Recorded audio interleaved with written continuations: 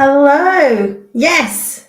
Welcome to my first run live show on Atomic Blonde LDN. As always, your favorite Atomic Blonde is here.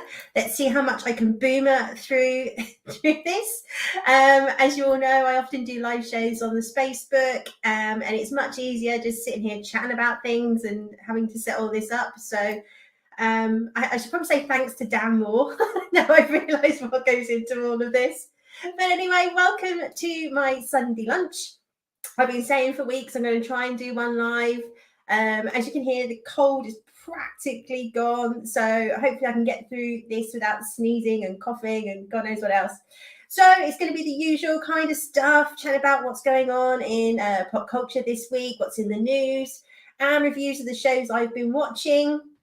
Are they staying good? Are they going off a cliff? All the usual type stuff.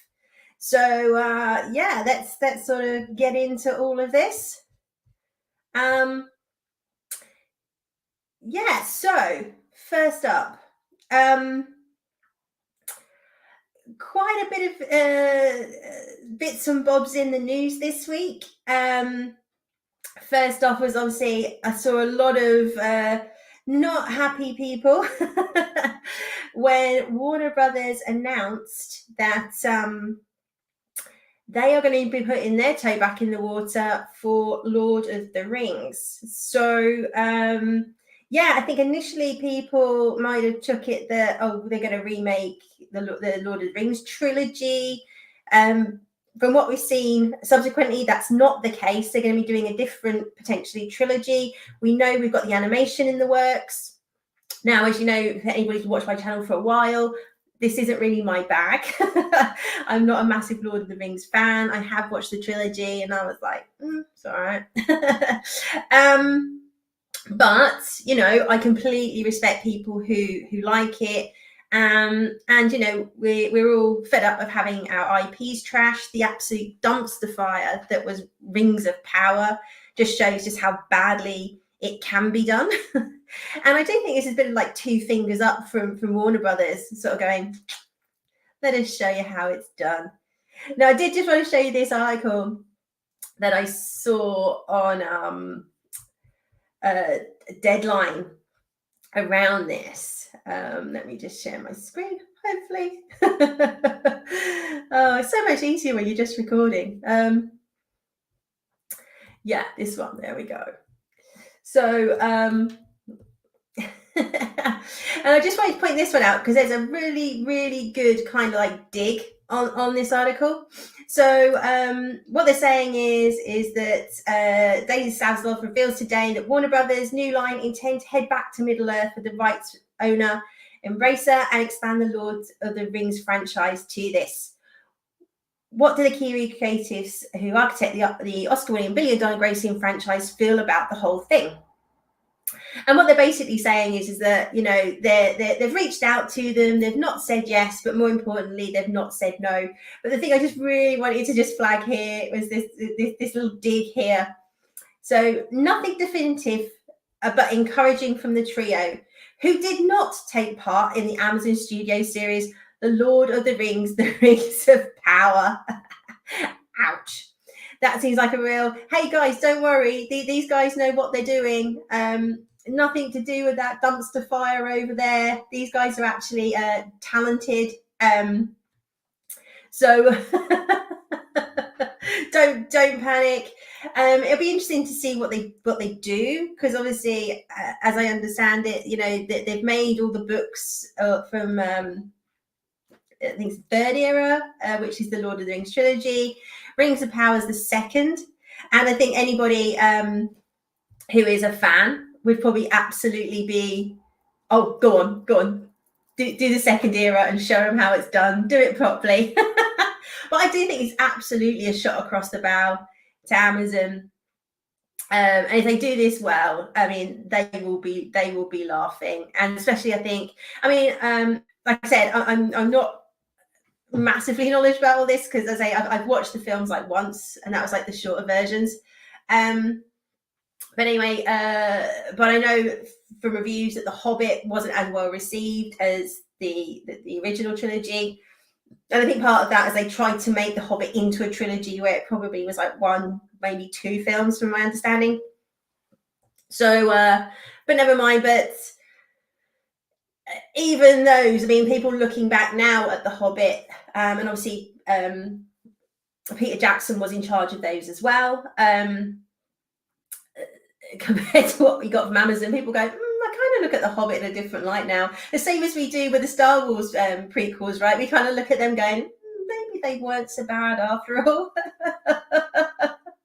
So yeah, interesting. So it'd be interesting to see, what they decide to make. I think they pretty much have rights to everything. To do this, I mean, obviously we don't know what's in the contracts that they signed with Amazon as to whether they can make things in the same era at the same time. Don't know. I guess we'll have to wait and see.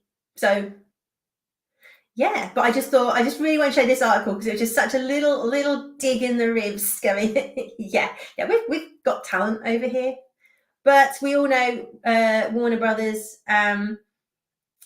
have the ability to screw things up on another scale. I think Nerdrotic calls them the most stupidest film studio in Hollywood. But hopefully, like I say, with old Zaslav in charge, and if he can get this writing trio back, I hope. I mean, I want it to be good for the Lord of the Rings fans. You need something to cleanse the palate after Rings of Power. So let's hope that this foray back to Middle Earth is a damn sight better. I mean, the bar's pretty low, so fingers crossed on that one, eh? Never mind. Okay, so The Last of Us. Obviously, I've quite enjoyed what we've had so far. And I did say a couple of weeks ago, though, that after episode 3, which was, a bit of a Marmite episode or controversial episode, I actually personally quite enjoyed it. As I've always said, though, I've not played the game. I don't know the source material. So I am looking at it as a complete normie. Episode 4 was a bit of a but then they dropped episode 5 early because of the Super Bowl. And so my review on the Sunday was actually quite positive. I sort of said episode 4, I was going to come here and say, oh God, this has gone off a cliff. And then episode absolutely snapped it back, with the clickers and the zombie things and action, and really sort of picked up the pace, and the dynamic between the characters was growing. This episode 6, nothing burger, absolute nothing burger. I was really hoping, excuse me, after the last episode, because I'd said a few times, like, this kind of needs to start kicking into gear. There's only 9 episodes, and last week seemed to do that, and then they've dialed it right back down again. All that happened in this episode is that Joel found his brother in this socialist commune thing out in the middle of nowhere.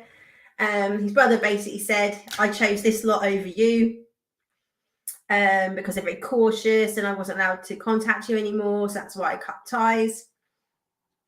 So Joel wasn't particularly enamored with that response. Finds out his brother's now got a wife and a daughter of his own, and obviously Joel's lost his daughter. And then they basically then asked his brother to take Ellie on her trip.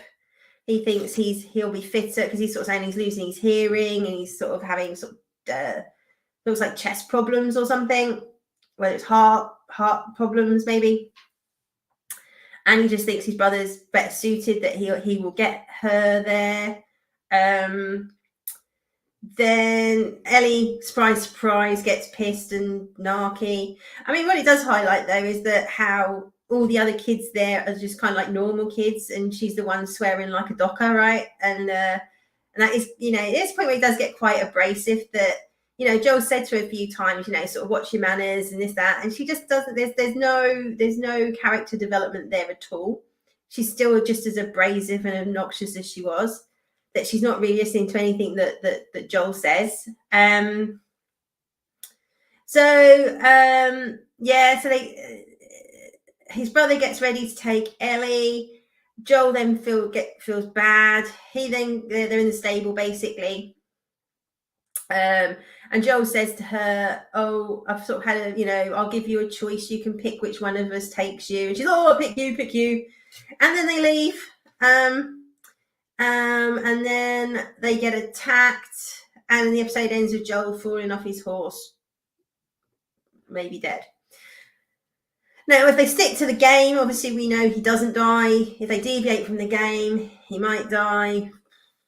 But hey, and this week in the news, the biggest call out, and how stunning and brave this episode was, that Ellie was given a menstruation cup.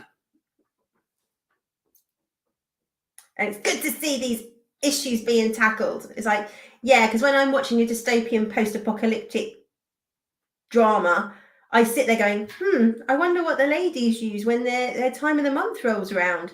I really can't sleep at night knowing what they do in the apocalypse when it's time of the month. I mean, 2 weeks ago, she found a box of Tampax, so we've established that she's at that age, right? And then this week, they give her a little cup, and she's like, ew, gross, because it is gross. And happy days. Now you can run around avoiding zombies without worrying about leakage. But the stuff in the press was just like she'd just negotiated world peace or something. It's like, oh my God, this is so brave. I can't believe they're having these discussions. This is so stunning and brave that they ventured onto this topic. You're just like, oh, do me a favor. It's supposed to be an apocalyptic drama with stuff happening. And if the stuff happening is talking about a 14-year-old's periods, help us all. Good God. So, yeah, I wasn't impressed in last week's episode at all. Yeah, just a lot of sort of filler, talking and feelings. This really needs to pick up the pace. I mean, I don't know if they're trying to be a bit more touchy-feely, so it does have a distinction with The Walking Dead. I don't know, but I really rate the writer because he from seeing Chernobyl, which I highly recommend. Do check out Chernobyl. But I don't know. I don't think it's the influence of the guy that wrote the game. Is it Cutman? I don't know, but yeah, I'm not particularly impressed with this week's episode. Let's hope it picks up. I mean, this far in, I'll see it through to the end, and but everything right now, it kind of just feels like they're sort of teeing up The Last of Us Part 2 game. And again, I've not played the first. I've definitely not played the second. But we all know that just was an absolute dumpster fire, a bunch of woke nonsense. So I know I'm really disappointed, because I say so far I've kind of been, this is pretty good. Really didn't get anything out of last week's episode. What can you do? So anyway, the other bits and pieces in the news.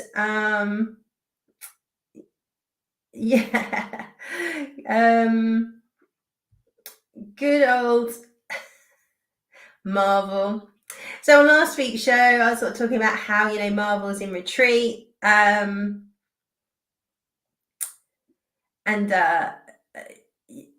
yeah, I mean, people didn't think this was going to be great. Opening weekend, out come the numbers. Mainstream media has been trying to desperately put a spin on it, that it soars to 46 million over the weekend, and it's the highest grossing Ant-Man and Wasp yet. Well, there's only been one Ant-Man and Wasp film before that, and the first one before that was just Ant-Man. So you've only got one film to beat. Obviously, that came out quite some time ago, in the sort of the height of when Marvel was good. And I haven't seen the numbers today, but I think as of yesterday, it was saying like it's only taken like $120 million. And I know I say only, but but for a Marvel film, this is absolute dire, and this is really, really bad news for Disney and Feige. I think what you're seeing is just the Marvel stands go the opening weekend, and that's it. Normies aren't going. They're like, well, let's wait and see what the reviews are like, and if it's good, we'll go. If it's not, we won't bother wasting our money. And I think, and we've seen it every single release so far.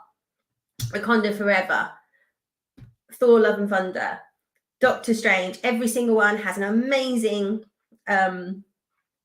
opening weekend, even like Thor was down on the previous Thor and things like that, but they have a strong opening weekend, and then they go absolutely off a cliff. And what we're seeing now is it's tracking to have a 70% drop, and its second weekend, 70% drop. I think it's the biggest drop of any Marvel film, and it's probably going to be the lowest grossing Marvel film. This thing needs to make in the ballpark of 600 million to break even. Had the biggest budget of any Ant-Man film in the, say, 250 million bracket. We all know they've got to take at least 3 times that back because of marketing. We know there was a ton of reshoots done. I mean, this thing is going to be lucky if it breaks even. I predict about 570. We'll see. But yeah, Marvel is definitely in trouble.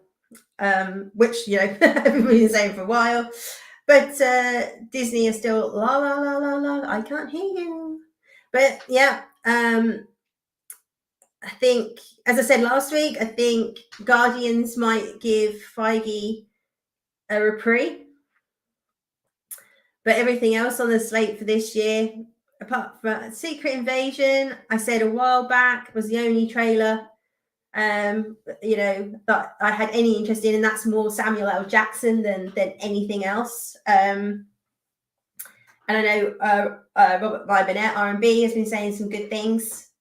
He's read the script, but he does tend to be a bit more positive about the Marvel films than I am. Yeah, but yeah, we'll see. I guess we'll see. But yeah, bad weekend for Ant-Man. I think it's going to disappear without a trace now. And so it should. I think we're all fed up with being treated like morons. We're fed up the media putting things spin that this is. And we're told this is the most important film since Endgame. You have to go see this so you know what's going on in Phase 5. I think the thing is, like, nobody cares what happens in Phase 5. Phase 4 killed it. And not in a good way. Anyway, moving on. So yeah, after a disappointing, lackluster The Last of Us, I managed to catch up on a few episodes of Tulsa King, good old Stallone, and it went, it cranked up to 11 people. This show is so good. I've got 3 episodes to go. I probably won't have time today, but I'm going to try and watch them over the next couple of days. It's just absolutely brilliant. So, we had they were setting themselves up to sell the balloons at the fair with the laughing helium, selling that. This results in a sort of turf war with the Hells Angel gang, whose turf they're treading on. So the boys all turn up to sell this at this fair. The Hells Angels turn up. There's a massive fight, steal all their stuff. So they then have to go back to Stallone and say, this is what happened. And he's like, hey, it's okay. Look, you all held your ground. Like, you didn't win, but massively outnumbered. It's okay. So, of course, then he rounds up the troops, including himself, all armed to the teeth. Well, just for they're not guns, but they will take baseball bats and, knuckle dusters and God knows what else. And they go over to the Hells Angels. Fighting shoes. Everybody sort of like, gets a good clobber. Even the little dweeb from the weed shop goes, bless him. And he needs a bit of help from the others, a bit more street cred. But also they basically have this massive fight and they manage to get their stuff back. But unfortunately, this then opens up like a proper argy-bargy with the Hells Angels. And Stallone doesn't really know what the head of this bike gang is like or what his background. I mean, he's a bit like, I don't care, I've seen it all. And a few people kind of warn him.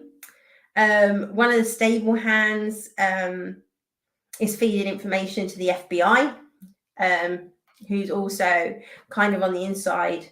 She's the daughter of one of the sort of right-hand man in the bike gang. So she's playing all sides, which is never good. And so she goes to the FBI, which is the woman that so it's not the FBI, it's the whatever part of the whichever federal organization the woman he slept with is with. Is it a alcohol and something, I don't know, task force or whatever. And basically says, that this sort of this mobster guy's come in and he's treading on their toes and it's all getting a bit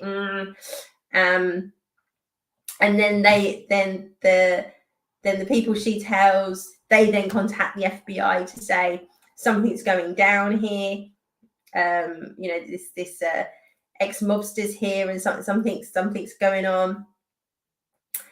Then Stallone's estranged brother dies, so he goes back to New York for the funeral. While he's away, the gangmen kidnap the dweeb from the weed shop, and rough him over and try and get information out of him. But he fair play to the dude though, he doesn't roll over. He doesn't give anything away. And they sort of just dump him off and scare the living crap out of him basically, and sort of send him back with a message. But while Stallone's in New York for the funeral, he sees his estranged daughter at the funeral. There's some exchanges of words between him and his old crew. He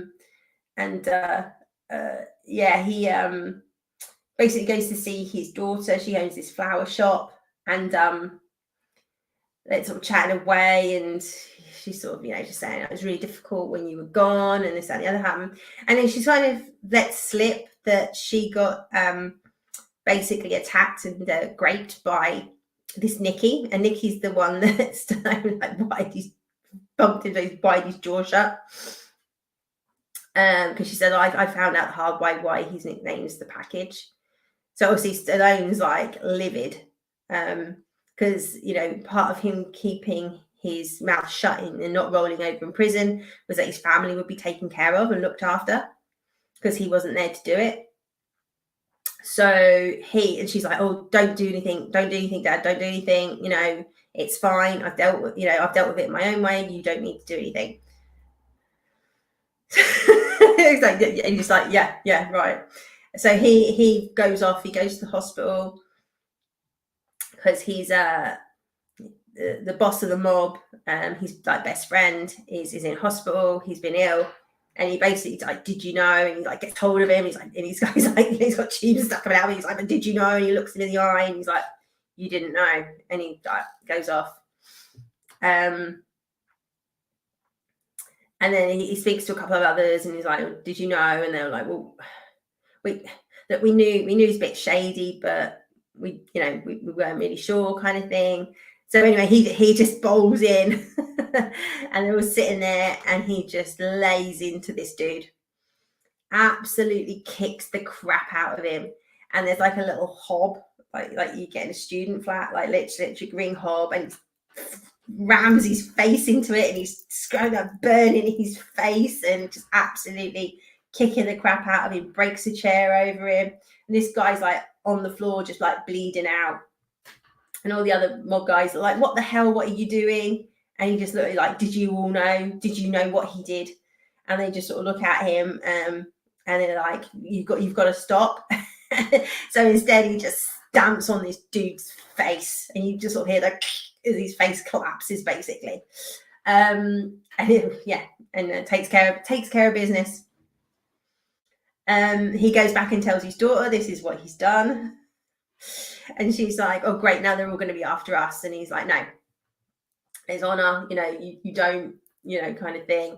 And then there's a conversation between the head of the mob, I think it's Pete, and his son.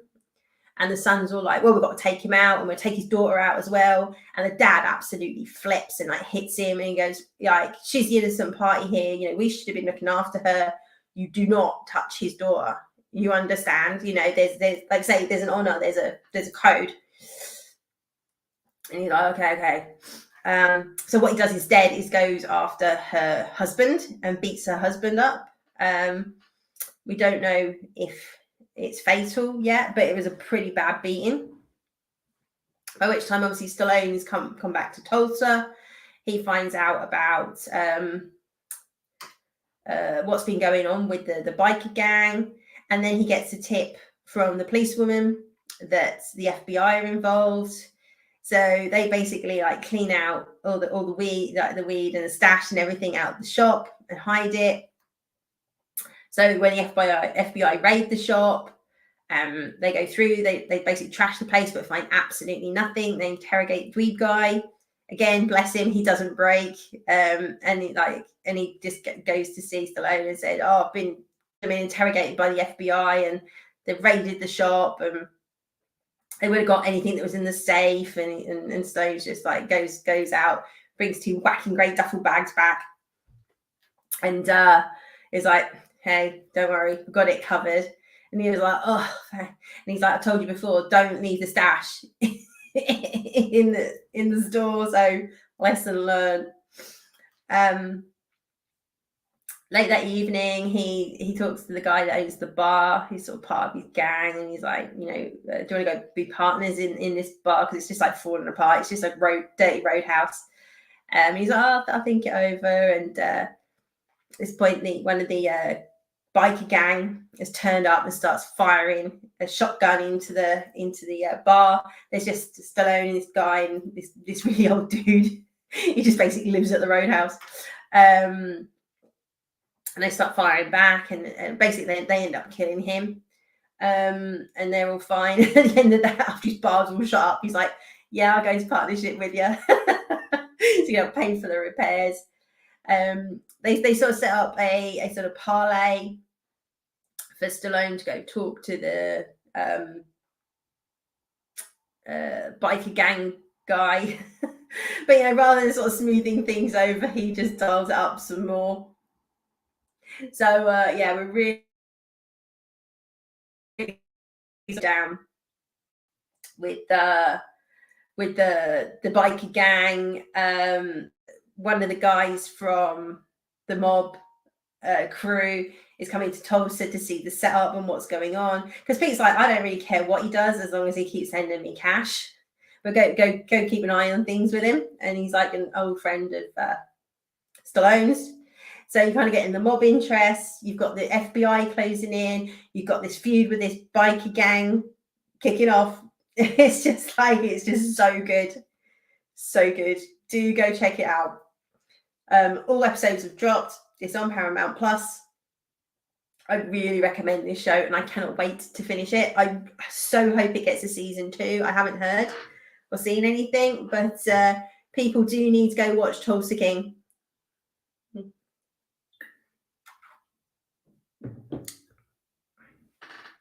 Cool. Other things in the news this week in the UK. I don't know. I think it sort of made news everywhere, really. Helps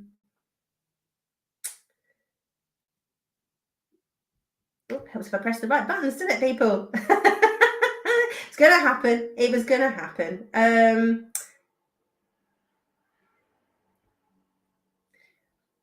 we go. Let's try again.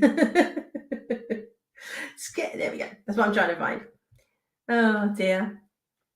So I can edit it out later. It's fine. So here in the UK, Roald Dahl.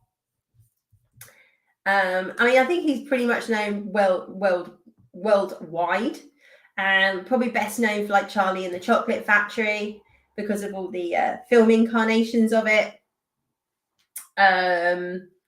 James and the Giant Peach. You know, you can just go on The Witches. Obviously, that's been made twice now. First one's better. And George's Marvelous Medicine, which is just legendary in this country because of Rick Mayall. We had a children's program called Jackanory, where a sort of celeb actor would read a children's book over the course of a week. So it's 5 parts, read out the story. Tom Hardy's done it over here. It's amazing. But Rick Mayall done the best one ever, which is George's Marvelous Medicine. And obviously he tells the story. But as he's telling the story, he actually goes round and makes George's Marvelous Medicine. He's got his pan. And he's just like going around like a kid would. And George's Marvelous Medicine. He's making this medicine for his grandma, who he really doesn't like. And it's like putting like flea powder, hairspray, detergent, worming tablets, washing powder, you name it. It all goes in the pan, and he ends up giving it to his grandma, which amazingly doesn't kill her. But anyway, I digress. That's kind of giving you a bit of hint. So there's been a bit of furore over here that the old woke brigade, sensitivity reviewers have decided that Roald Dahl was a bit offensive. I mean, heaven forbid he used the word fat. So yeah, in Charlie and the Chocolate Factory, Augustus Gloop, as we know, was a rotund lad, and basically, you know, all the kids in Charlie and the Chocolate Factory were pretty much was like the 7 deadly sins, weren't they? You know, so Augustus Gloop was like sloth. He just overate, and he was fat, and he was lazy. And you know, you got the others who were like sort of pride and like Veruca Salt and Bannock, but it's all basically they're all ghastly children that are all very selfish, and their selfishness manifested in their own way. So because Veruca Salt is just I want. Mike TV was just like, again, I want this, I want that, and I just want to be on TV. Everything's about me, basically a narcissist, you know. So all these vile children, and he just, you know, and he described them as such in real terms. And now they're like, oh, you can't use the word fat, and you can't say this, and you can't say that. And the Roald Dahl estate had agreed that these words could be removed, and Augustus was described as enormous rather than fat. Now, I don't know if enormous sounds worse than fat, because fat can be like a bit chubby up to, you know, obese. If you say enormous, you're just saying this kid's like morbidly obese, right? So, but anyway, so they were going to basically start rewriting his books and correcting the language.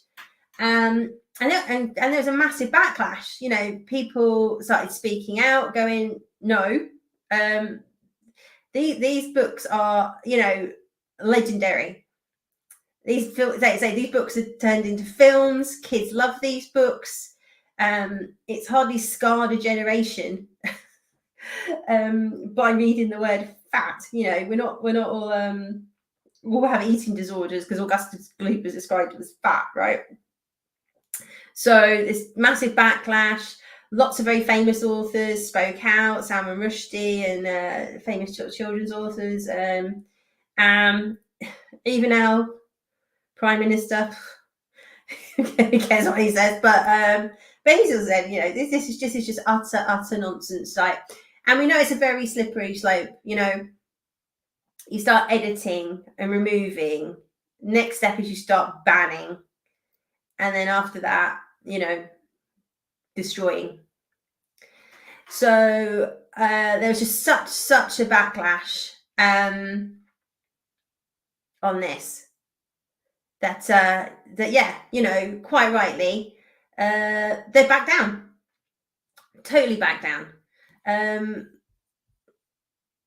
which I'm really pleased to see. Hi Ian, thanks for joining. But it's absolutely outrageous. And I think you start on something quite small, like a children's book, sort of think it goes under the radar, and it doesn't. People have seen exactly what they're trying to do, and it's been stopped in its tracks, which is fantastic news. So they've now said, I think it's Puffin have said, no, we're going to keep them as they are. And it does prove, though, that we have to be vocal about this stuff. We have to keep speaking out and saying, look, it's not okay. Back off, everybody. As I said, it's a really, really slippery slope. So big win, I think, for us to turn around and say, no, jog on, leave our IPs alone, leave our classics alone. If you want to say they're of their time and put a warning at the front of the book, fine, but just leave the content alone.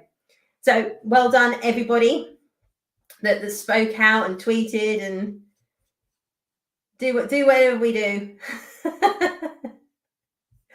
So fantastic news there. Really pleased. Cool. Now, as you've been following, I caught up with the Wolfpack last night, and I was still just as I'm just that with this show. I don't know how they can go through I think 45 or 50 minutes without anything really happening. It's an insane show, and not in a good way. I'm kind of just kind of in that horrible point that I've got so far into it, I kind of need to see it through to the end. But do I really care? I don't think I do. So the sum total of this week's episode, so brace yourselves, everybody. There was a party,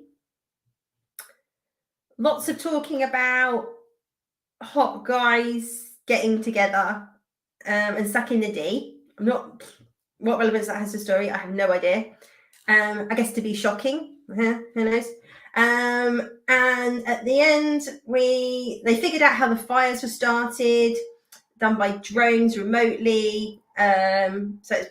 It's probably, and the reason they think it's one of the students is that the incendiary device was 3D printed at the school. So someone takes a class at the school, and they go to the location. Sarah Michelle Gellar's there with a security guard, and they then find this lift shaft, and there's all these dead bodies at the bottom of the lift shaft. And the security guard's like, where have they come from? She turns around and says, it's like from a werewolf. A werewolf's been killing them and storing them here. And then she cracks him over the head and chucks him down the hole. That was pretty much the episode. So we've established in this now that she does know about werewolves. She may or may not be a werewolf. There's a reference to her son who died in a fire. So did he die? Is he actually a werewolf? Is she the werewolf?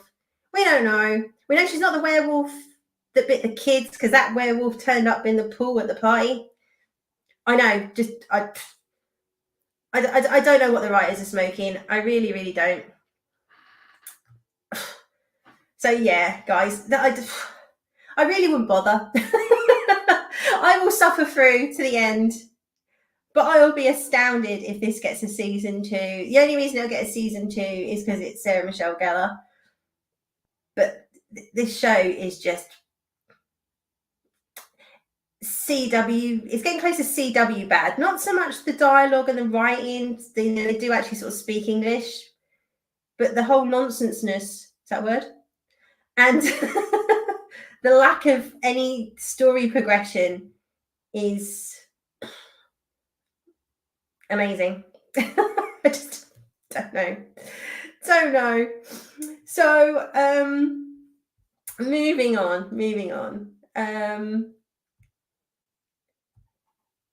Yeah, I wanted to talk about Luther. So good old Idris Elba. I love this show. It was on the BBC. I don't know how it's kind of ended up at Netflix. Maybe someone can tell me how it ended up there. I'm not sure. But I guess BBC need the cash, right? So yeah, we're getting a film on Netflix March 10th.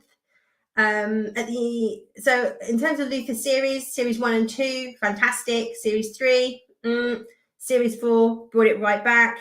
End of series 4. Obviously, Luther's a detective. He's in London. He's had this on-off weird relationship with this serial killer, Alice.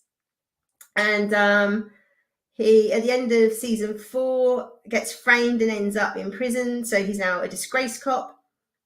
And the only sort of synopsis I've seen about this is that somehow he manages to escape so he can track down a serial killer that's running rampant in London.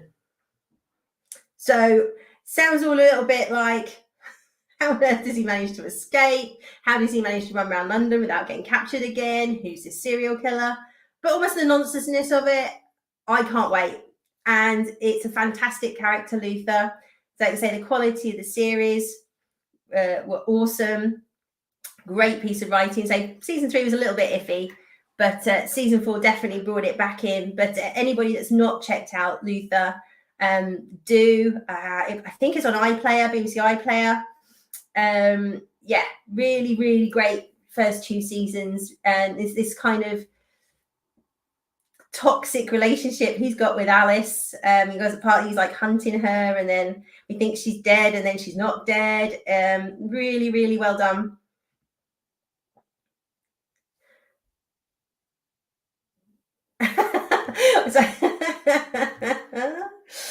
BBC said he wasn't black enough because they didn't have scenes of him eating Caribbean food. I remember all of that. Yeah. Probably one of the most racist comments ever, that all black people have to eat rice and pea and jerk chicken, right? Unbelievable. But it wouldn't surprise me. He just doesn't, he doesn't fit the demographic. I imagine he's not diverse or inclusive enough anymore for the BBC. So fantastic comment, thank you. But yeah, I really, really enjoyed this show. I hope Netflix does it justice, because again, when things go to Netflix, 50-50, could go either way. If it's the same writers, production team that were at the BBC, I think we're good. I don't see why it wouldn't be. And hopefully, Idris has got quite a love for this character, so I'd like to think he wouldn't want it to get tarnished or damaged in any way. But remains to be seen. So a few weeks off for us to get this. So yeah, it's in my reminders. So you've got time to go check out Luther the series before this hits on March 10th. Obviously, they're quite short seasons in the UK, probably six episodes, maybe 8 episodes tops. So yeah, do go check out Idris. Yeah, kind of lastly, I guess, and yeah, I'm really excited for Luther. It's good old Picard. So yeah, I'm actually going to be on the Facebook later on this afternoon, along with Ian, talking about this here show. So I don't know if I say too much here because I'll be repeating myself later. But obviously, I think we're all very nervous when this launched. We'd heard a lot of good things. Was it going to be good? Was it not going to be good? I think episode 1 got a fair overall positive, but mixed response. And I liked it. I did like it. Not going to apologize for it. Not perfect. In my review, you can find out exactly what I thought. Say I think there's a lot of Kurtzman aesthetic, which I don't like. It's still way too dark. And obviously, we've inherited some of the characters from his Trek.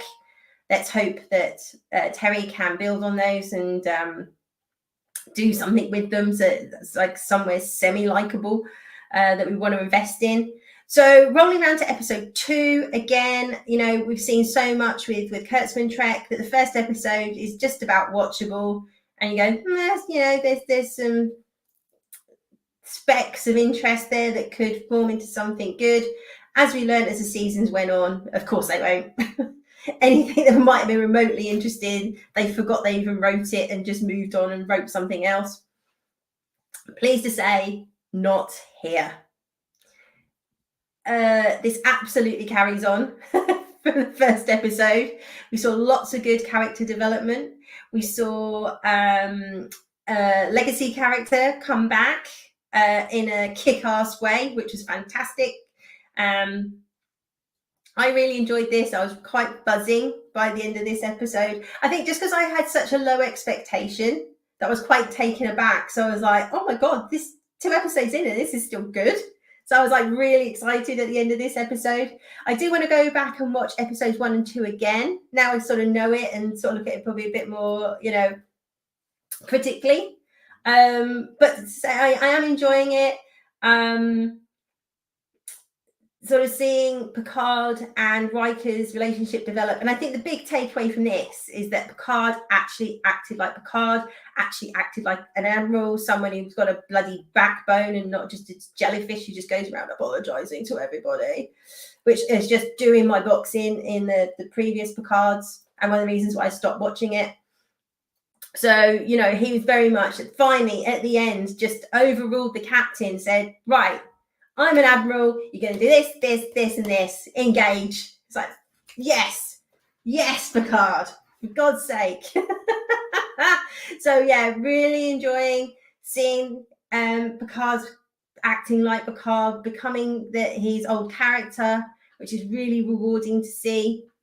And I just love that there's one conversation between Riker and Picard, whereas I'm very much paraphrasing because you can appreciate they didn't use this language. But Riker just basically said, take your head out from up your ass, dude. Take a look around, look what's going on, let's sort this out. And it was like so refreshing to see like them actually acting like people who've been in the military. You're saying, right, come on, we need to stop pussyfooting around here. You need to deal with your baggage, and we need to sort this out, right? There's people's lives at stake here. It's not sort of talk around having a chat and crying in the corridors. Let's bloody sort this out, okay? So yeah, I really enjoyed this episode. Great to see. Spoilers, so mute now if you don't know. Worf back.